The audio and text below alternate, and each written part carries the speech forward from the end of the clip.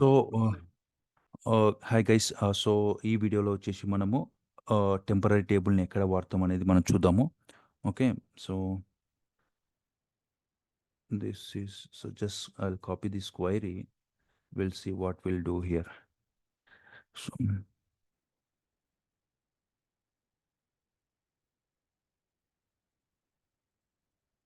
Copy.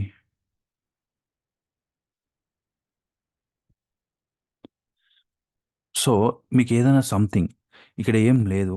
ఇది మీరు ఏదో క్వైరీ పెద్ద క్వైరీ లాగా ఉంటుంది. ఇది చూడడానికి వరకు అట్లా ఉంది, కానీ ఇట్స్ వెరీ సింపుల్ స్టేట్మెంట్స్, అన్ని సింపుల్ థింగ్స్. మీకు జస్ట్ అర్థమైందా? ఇక్కడ చూడండి మీరు. ఇక్కడ ఏం చేసినాడు? ఫస్ట్ రిజల్ట్ సెట్లో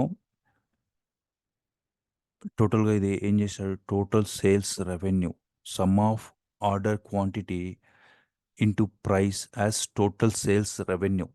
సో ఒక్కొక్క పబ్లిషర్ ఇక్కడ ఏం చేశాడు? ఒక పబ్లిషర్ ఉంటారు కదా మనకు, మామూలుగా మీకు చెప్తా ఈ కాన్సెప్ట్ ఏందనేది. ఫస్ట్ థింగ్ అండర్స్టాండ్, తర్వాత వాట్ వి డిడ్ అనేది మీకు క్లారిటీ వస్తుంది. Select star from books. Okay, we have to go to the book store database. Okay, similar way control icon show same publishers.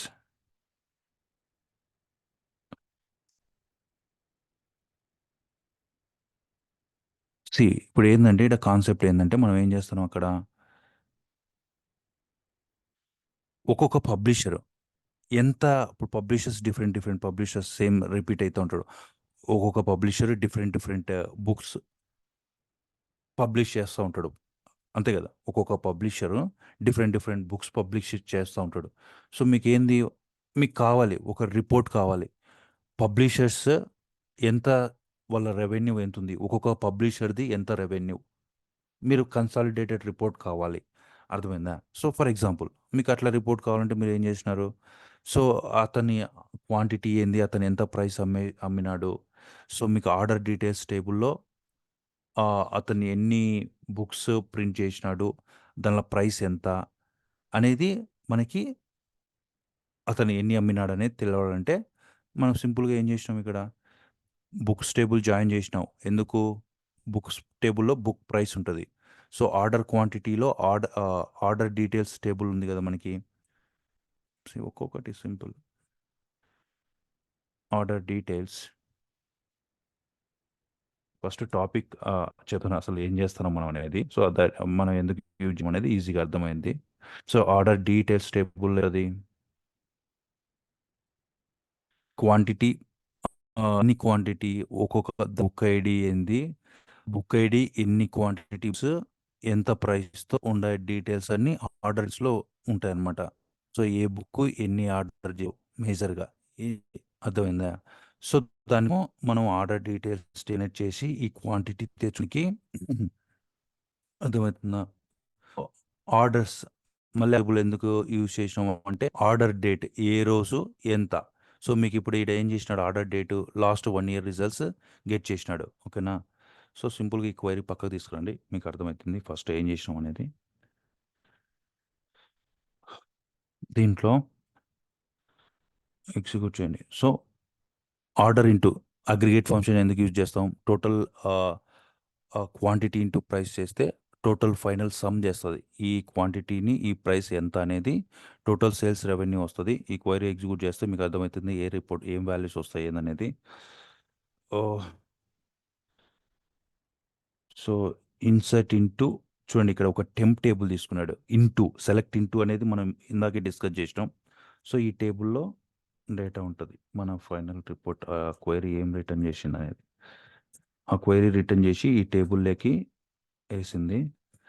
అది టెంపరరీ టేబుల్. చూద్దాం. So ప్రస్తుతానికి ఇప్పుడు ఏం calculate చేసిందంటే ఇది ఒక్కొక్క పబ్లిషర్ ఐడి, మనం ఆ పబ్లిషర్ ఐడి తెచ్చుకున్నాము.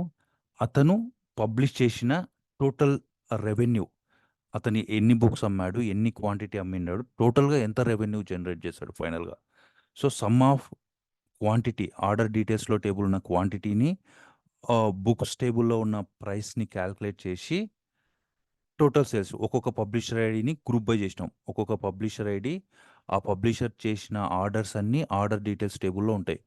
సో, ఆ ఆర్డర్ డీటెయిల్స్ టేబుల్‌లో ఉన్న క్వాంటిటీ ఫీల్డ్, ఈ బుక్ ప్రైస్ ఉన్న ఫైల్ మనం సమ్ చేసి ఫైనల్‌గా గ్రూప్ బై చేసినాం.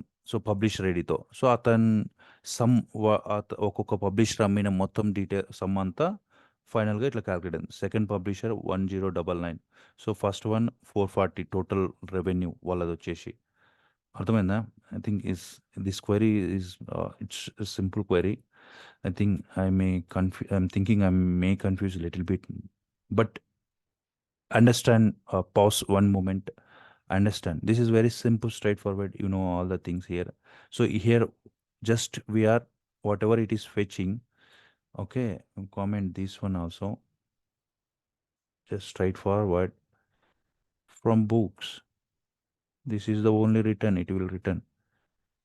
చూడండి ఏం లేదు, సింపుల్. మీరు పబ్లిషర్, మీరు ఒక్కొక్క పబ్లిషరు ఎంత అమౌంట్ సేల్ చేసినాడు, ఎన్ని బుక్స్ పబ్లిష్ చేసింది కాదు, ఎంత అమౌంట్ పబ్లిష్ చేసిన బుక్స్ ప్రైస్, వాళ్ళ క్వాంటిటీ ఎంత ప్రైసు, అతని రెవెన్యూ ఎంత అనేది ఇక్కడ చూసుకోవడానికి సింపుల్గా ఆర్డర్ డీటెయిల్స్లో, అది కూడా ఆర్డర్ డీటెయిల్స్లో ఏముంటుంది, క్వాంటిటీ ఎన్ని బుక్స్, క్వాంటిటీ ఎన్ని అమ్మాడు అనేది.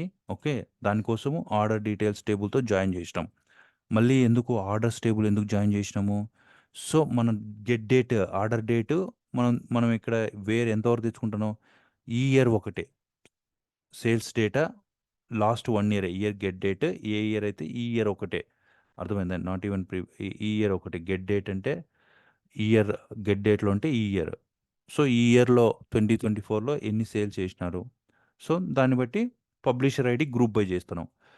ఆ పబ్లిషర్ ఐడి బుక్స్ అన్నీ వచ్చిన తర్వాత గ్రూప్ బై అయి సమ్ క్యాల్కులేట్ అవుద్ది. మీకు తెలుసు కదా group by. So simple.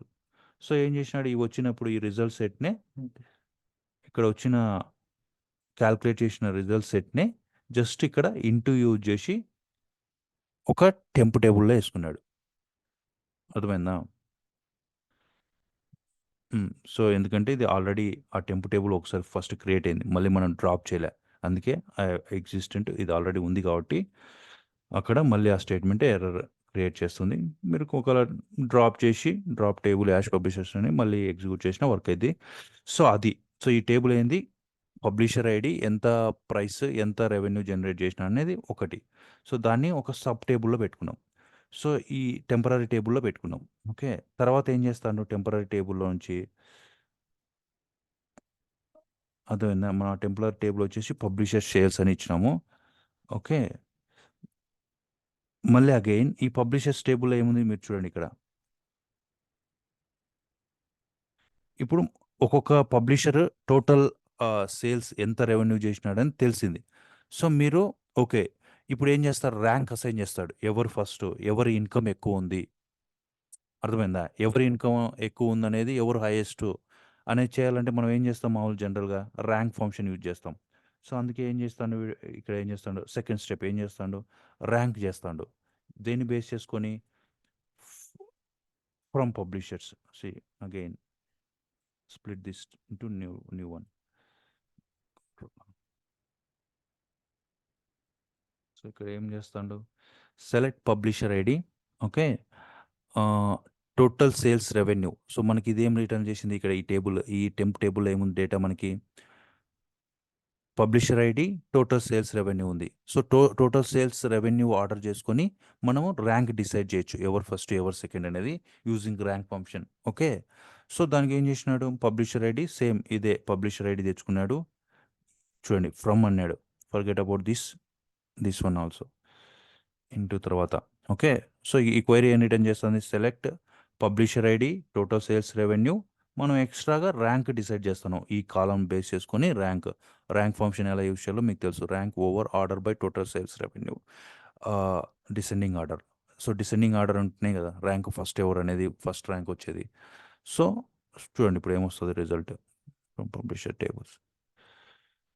So first వచ్చిన పబ్లిషర్ సేల్స్లోని ఫైనల్ రిపోర్ట్ని మళ్ళీ మనము ఈ కాలమ్ని డిసెండింగ్ ఆర్డర్ పెట్టి ర్యాంక్ క్రియేట్ చేస్తున్నాం. Okay, this is the publisher 1, publisher 2 is the first one, ఈ జనరేటింగ్ మచ్ రెవెన్యూ. అర్థమైందా?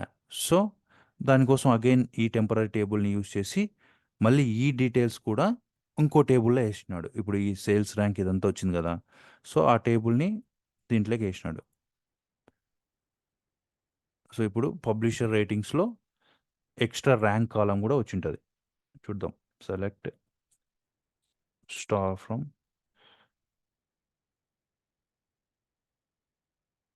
చూడండి ఇప్పుడు సేల్స్ ర్యాంక్ కూడా ఇంక్లూడ్ అయింది. ఇప్పుడు పబ్లిషర్ ర్యాంక్స్ అగైన్ ఇంకో టెంపరీ టేబుల్లో డేటా ఉంది. సో ఫైనల్గా ఏం అచీవ్ చేశాడు? Retrieve publisher data on publisher data, retrieve rank publisher data ఏం లేదు, సింపుల్గా ఓకేగా ఇవన్నీ వచ్చిన దానికి ఆ పబ్లిషర్ నేమ్ ప్రింట్ చేస్తున్నాడు. అర్థమైందా? చూడండి, just simple select query again here. ఇప్పుడు వచ్చిన డేటాని ఏం చేస్తాడు? జస్ట్ ఎక్స్ట్రా పబ్లిషర్ నేమ్ తెచ్చుకోవడానికి ఏం చేసినాడు? పబ్లిషర్స్ టేబుల్కి కనెక్ట్ అయ్యి just publisher ID PR dot publisher ID print చేసినాడు. అర్థమైందా? సో ఫైనల్గా పబ్లిక్స్ ర్యాంకింగ్స్లో అన్ని డేటా ఉంది. సో పబ్లిషర్ నేమ్ ఒక్కటి లేదు. ఆ పబ్లిషర్ నేమ్ ఒకటి తెచ్చుకోవడానికి పబ్లిషర్ టేబుల్తో జాయిన్ చేసి ఆల్రెడీ మనకి ఈ టెంప్ టేబుల్లో పబ్లిషర్ ఐడి ఉంది కాబట్టి దాన్ని జాయిన్ చేసి పబ్లిషర్ నేమ్ తెచ్చుకున్నాడు. సో ఫైనల్గా ఎవరు ర్యాంక్ ఎవరు అనేది చూడండి, ఇక్కడ XYZ publisher first rank, ABC publisher second rank, అట్లా జనరేట్ చేసుకోవడానికి. సో ఇది కాంప్లెక్స్ క్యాల్కులేషన్స్ ఇట్లా ఎప్పుడైనా ఇట్లా ఉన్నప్పుడు ఒక స్టెప్ బేస్ చేసుకొని ఒకటి ఫస్ట్ అయితే ఏం చేసినాడు? ఇండివిజువల్గా ఒక్కొక్క సేల్స్ రెవెన్యూ తెచ్చుకున్నాడు. ఒక్కొక్క పబ్లిషర్ మ్యాక్స్ రెవెన్యూ ఎంత అనేది ఫస్ట్ క్యాల్కులేట్ చేసినాడు. టోటల్ సేల్స్ రెవెన్యూ క్యాల్కులేట్ చేసి ఒక టెంప్ టేబుల్లో వేసుకున్నాడు. సో మళ్ళీ వచ్చిన దాన్ని బట్టి టోటల్ సేల్స్ రెవెన్యూ వచ్చిన తర్వాత ర్యాంక్ క్రియేట్ చేసినాడు.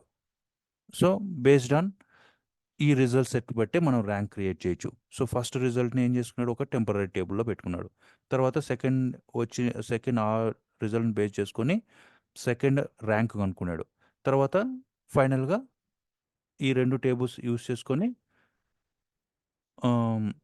జాయిన్ చేసి final output like with publisher name తెచ్చుకొని ఈ ఫైనల్ సెకండ్ టేబుల్ని యూజ్ చేసి సారీ సో ఇట్లా create, I hope you understand. So ఇట్లా క్రియేట్ చేసినాము.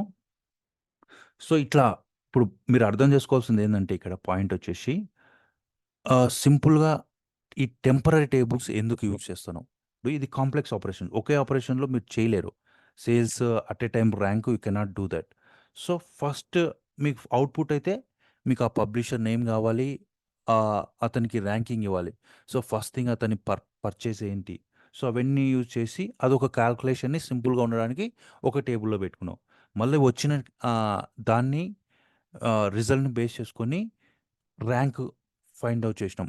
దాన్ని మళ్ళీ ఒక టెంప్ టేబుల్‌లో పెట్టుకొని సో ఫైనల్‌గా ఆ 2 టెంప్ టేబుల్స్‌ని యూజ్ చేసి మనకి పబ్లిషర్ నేమ్ తెచ్చుకోవడానికి ఓకే. పబ్లిషర్ ర్యాంకింగ్స్ యూజ్ చేసి ఇట్లా అవుట్‌పుట్ అచీవ్ చేస్తాం. సో మీరు ఇక్కడ అర్థం చేసుకోవాల్సింది ఏందంటే, సో టెంపరరీ టేబుల్స్ ఇట్లా ఏదైనా కాంప్లెక్స్ థింగ్స్ ఇట్లా చేయాలనుకున్నప్పుడు టెంపరరీగా అవి ఎండ్ ఆఫ్ ద సెషన్ అయిపోయిన తర్వాత మనం డ్రాప్ చేస్తాం. ప్రస్తుతానికి ఇది నేను మామూలుగా సింపుల్ సెలెక్ట్ స్టేట్మెంట్స్ యూజ్ చేసి చేస్తున్నాను. ఇన్ ఫ్యూచర్ మనం మామూలుగా అయితే స్టోర్ ప్రొజర్‌లో పెట్టుకొని చేస్తాము. వన్స్ స్టోర్ ప్రొజర్ బ్యాచ్ ఎగ్జిక్యూషన్ అయిపోతేనే మనం మాన్యువల్‌గా డిలీట్ చేయొచ్చు. That's the best practice. Even చేయకపోయినా కూడా ఆటోమేటిక్‌గా డిలీట్ అయిపోతది. సో ఇది అట్లా. సో ఇలాంటి సినారియోస్‌లో ఇలా ఏదైనా sub data, sub result set మనం స్టోర్ చేసుకోవడానికి టెంపరరీ టేబుల్స్‌ని యూజ్ చేస్తాం. అర్థమైందా? So I hope you understand. But see here don't ఈ సింపుల్ ఒకసారి మీకు ఈ కోడ్ నేను షేర్ చేస్తాను. ఈ ఎగ్జాంపుల్స్ అన్నీ చిన్న చిన్న జాయింట్స్, చిన్న చిన్న సింపుల్ ఒకటే గ్రూప్ బై ఒక గ్రూప్ బై చేసాము.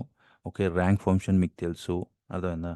సో ఇవన్నీ కోడ్ మీకు షేర్ చేస్తాను. సో మీరు ఇక్కడ అబ్జర్వ్ చేయాల్సింది ఏందంటే, కాన్సెప్ట్ ఏందంటే టెంపరరీ టేబుల్స్‌ని ఎందుకు యూజ్ చేస్తున్నామంటే చంక్స్ ఆఫ్ ఫస్ట్ ఒక డేటా స్టోర్ చేసుకున్నాం. దానిపైన నీకు మళ్ళీ అవసరం ఉంది. దానిపైన నువ్వు మళ్ళీ దాన్ని బేస్ చేసుకొని some other operation rank perform చేస్తున్నావు. సో, ఇట్లా కొంచెం ఇనీషియల్‌గా కొంచెం సేపు మీరు టెంపరరీ రిజల్ట్ సెట్ స్టోర్ చేసుకోవడానికి మనము టెంపరరీ టేబుల్స్ యూజ్ చేస్తాం. మళ్ళీ దాన్ని బేస్ చేసుకొని ఇంకో క్యాలిక్యులేషన్ చేసినాం. దాన్ని పేస్ట్ చేసుకొని మళ్ళీ రిజల్ట్ చేసుకున్నాం.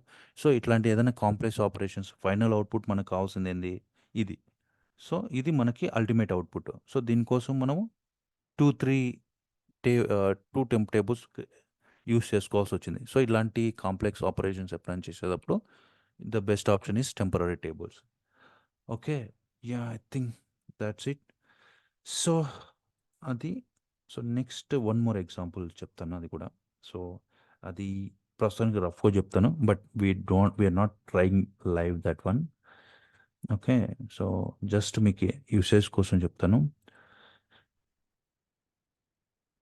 Okay. So, no problem. Will continue in this session only. Hmm. Let me create new. So, ఇది forget about we are not trying the exact implementation now. Just I'll give you the importance of temporary tables. ఇలాంటి సిట్యుయేషన్‌లో కూడా మీరు use చేయొచ్చు అనేది నేను చెప్తున్నాను ఇక్కడ. సో, ఎలా అనేది తర్వాత చూద్దాం దాని గురించి. సో, ఫర్ ఎగ్జాంపుల్ మీరు మన బుక్స్ టేబుల్ ఉంది. బుక్స్ టేబుల్‌లో కొత్త కొత్త బుక్స్ వస్తూనే ఉంటాయి. కొత్త ఆథర్స్ వస్తూనే ఉంటారు. సో, మన బుక్స్ టేబుల్‌లో డేటా ఇన్సర్ట్ చేయాలి. చాలామంది కొత్త రికార్డ్స్ వచ్చాయి. ఓకే. బుక్స్ టేబుల్‌లో చాలా కొత్త రికార్డ్స్ వచ్చాయనుకుందాం. ఓకే. సెలెక్ట్ బుక్స్ టేబుల్‌లోకి చాలా డేటా యాడ్ చేయాలి. సో, ప్రతిసారి మనం రికార్డ్‌ని ఇట్లా సింగిల్ రికార్డ్స్ యాడ్ చేయకుండా we are out of scope. Book store బల్క్‌గా ఇట్లా ఒకవేళ 100 మంది కొత్త ఆథర్స్ వచ్చాయి. కొత్త బుక్స్ వచ్చాయి. సో, ప్రతిసారి ప్రతి రికార్డ్ వచ్చి ఇన్సర్ట్ చేయకోకుండా సో, బల్క్‌గా అప్‌లోడ్ చేయొచ్చనమాట. ఏదైనా ఒక పాత్ సెలెక్ట్ చేసుకొని ఇట్లా బల్క్ ఇన్సర్ట్ అని సో, మీరు ఆ స్పెసిఫిక్ పాత్ మీ డ్రైవ్‌లో ఎక్కడైతే ఏదైనా ఒక సీఎస్ గాని, ఎక్సెల్ ఫైల్ గాని పెట్టుకొని సో, అక్కడి నుంచి రీడ్ చేసి మనం డేటా ఏసుకోవచ్చు. ఇక్కడ ఏందంటే మీరు అబ్జర్వ్ చేయాల్సింది ఇది ఎట్లా చేస్తాము, ఏంది అనేది పక్కన పెడితే కాన్సెప్ట్ ఏందంటే ఇట్లా ఏదైనా మీరు ఒక ఫైల్‌లో వచ్చేది ఈవెన్ స్టోర్ బ్రౌజర్‌కి కూడా మనం ఒక టేబుల్‌ని పంపేయొచ్చు. సో, అది నేను తర్వాత చెప్తాను ఎట్లా అనేది. బల్క్ డేటా ఒక ఎక్సెల్ ఫైల్ పంపించినామనుకో ఫ్రంట్ ఎండ్ నుంచి ఏదైనా అప్లికేషన్ నుంచి ఆఫ్ వచ్చిన డేటా అంతా మనము బ్యాక్ ఎండ్‌లో ఇన్సర్ట్ చేయాలి. సో, అట్లాంటప్పుడు ఏందంటే ఓకే. ఈ ఈ పాత్ నుంచి ఏదో సంథింగ్ పిక్ చేసుకుంది. ఆ సీఎస్‌వి నుంచి డైరెక్ట్‌గా ఈ టేబుల్‌లోకి ఏస్తాను. ఎందుకంటే టెంపరరీ టేబుల్‌లో ఏసుకుంటాం ఫస్ట్ వచ్చిన డేటాని. ఏసుకొని ఏం చేస్తాము అర్థమైందా? సో, ఆ టేబుల్‌లో అసలు ఆ డేటా వాలిడ్‌గా ఉందా? ప్రాపర్‌గా ఉందా? నల్ ఉన్నాయా? ఏదన్నా wrong foreign key constraint mismatches ఉన్నాయా? ఏదన్నా ఉండేదాన్ని మనము చెక్ చేసుకుంటాం అన్నమాట. డైరెక్ట్‌గా ఇప్పుడు ఆ టేబుల్‌లో వచ్చిన ఎక్సెల్‌లో వచ్చిన టేబుల్‌లో డేటాని డైరెక్ట్‌గా మన టేబుల్‌లోకి మన మెయిన్ టేబుల్‌లోకి ఇన్సర్ట్ చేయమనమాట. సో, ఫస్ట్ దాన్ని ఒక టెంపరరీ టేబుల్‌లో యేసుకొని, ఆ టెంపరరీ టేబుల్‌లో మనం వాలిడేట్ చేస్తాం. ఆ టెంపరరీ టేబుల్‌లో ఉన్న డేటా ప్రాపర్‌గా ఉందా? నల్స్ ఉన్నాయా? ఏమన్నా ఆహ్, ఇన్‌వాలిడ్ డేటా ఉందా? సో, అవన్నీ చెక్ చేసుకొని అంతా ఓకే అయితే మన బుక్స్ టేబుల్‌లోకి ఆ స్టేజింగ్ టేబుల్‌లో ఉన్న డేటాని ఇన్సర్ట్ చేస్తాం. ఏదైనా ఇష్యూస్ ఉంటే దాన్ని రివర్ట్ చేయడమో, మాడిఫై చేసి ఫైనల్‌గా అంత కరెక్టెడ్ డేటాని మన బుక్స్‌లోకి ఏస్తామనమాట ఇమాజిన్. సో, అట్లాంటి కేసెస్‌లో కూడా ఫస్ట్ థింగ్ మనము ఇనీషియల్‌గా వచ్చిన డేటాని టెంపరరీ టేబుల్‌లో చేసుకొని, తర్వాత టెంపరరీ టేబుల్‌ని బాగా లూప్ తిప్పి దానిలో ఉన్న డేటాని చెక్ చేసి అంతా వెరిఫై అయితేనే ఆ టెంప్ టేబుల్‌ని మెయిన్ టేబుల్‌లోకి ఇన్సర్ట్ చేస్తామనమాట. సో, ఇలాంటి సిట్యుయేషన్‌లో కూడా టెంపరరీ టేబుల్స్ హెల్ప్‌ఫుల్ అయితాయి. ఓకే. సో, అది ఐ హోప్ ఇట్స్ అండర్‌స్టాండ్. ఇంకా మెనీ వేస్‌లో కూడా యూజ్‌ఫుల్ అయితాయి. సో, మీరు అవసరం వచ్చినప్పుడు మీకేదన్నా ఆహ్, డేటా స్ప్లిట్ చేసుకోవాలన్నా, కొద్దిసేపు హోల్డ్ చేసుకోవాలన్నా, అలాంటి రిక్వైర్మెంట్ అలాంటివొచ్చినప్పుడు మీరు ఈ టెంపరరీ టేబుల్స్‌ని యూజ్ చేసుకోవచ్చు. ఓకే. సో, అది ఒకటి. సో, నెక్స్ట్ వీడియోలో గ్లోబల్ టెంపరరీ ఆహ్, టేబుల్ రియల్ టైమ్ ఎగ్జాంపుల్ చూద్దాము. సో, ఇవి టెంపరరీ టేబుల్స్ ఆహ్, ఎగ్జాంపుల్స్ మనం చూసాము. Real time examples. సో, అట్నే గ్లోబల్ టెంపరరీ టేబుల్స్ గురించి కూడా మనం చూద్దాము. ఓకే.